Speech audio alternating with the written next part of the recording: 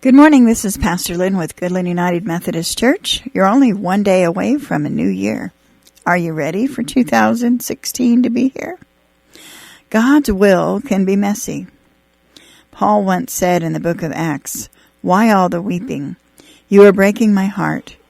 I am not ready not only to be jailed at Jerusalem, but even to die for the sake of Jesus Christ." That night the Lord appeared to Paul and said, "Be encouraged, Paul.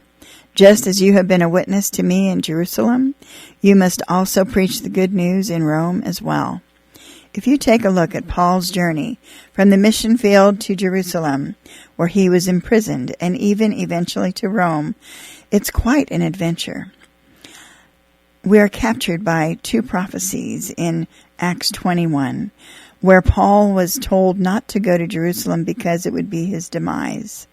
Others saw the possible suffering he would endure as antithetical to God's will, yet Paul saw it as part of God's plan. After his arrest, Paul got a word from Jesus. Jesus offered encouragement that the kingdom would not be an end in itself, but a means to a greater kingdom end. Paul would indeed suffer on his journey to Rome, but Jesus would open doors for the gospel to be proclaimed. Sometimes God's will can be messy. I was unintentionally taught to view God's will as a straight linear experience. One metaphor to describe this view is guardrails on the highway that move us back to the center when we bump against them. Phrases like, "The only place to live is in the center of God's will," are the mantra for this view. I understand the intent of the phrase.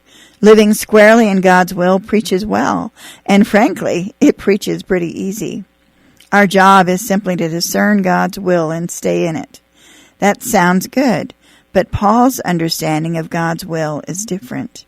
In fact, his understanding was antithetical to a group of faithful followers of Jesus who said, "Don't go to Jerusalem, you're going to suffer." But Paul's response was, "I must go and suffer." This first-century witness reminds me that God's will is difficult to discern.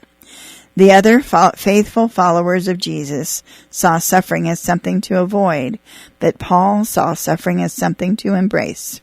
Remember, this was the guy who wrote, "I want to know Christ and experience the mighty power that raised him from the dead. I want to suffer with him, sharing in his death so that one way or another I will experience the resurrection from his death." Paul remembered suffering with Christ as an honor and a privilege. If suffering grows me and pushes the kingdom ball uphill, then I'm where I need to be. There are many life experiences I would never have asked God for, including a difficult journey with addiction and illness and the loss of a child. Yet, the will of God can be messy, but pursuing it is essential, even when it leads to suffering. This is a time going forth into the new year to prepare our hearts for whatever God has in store.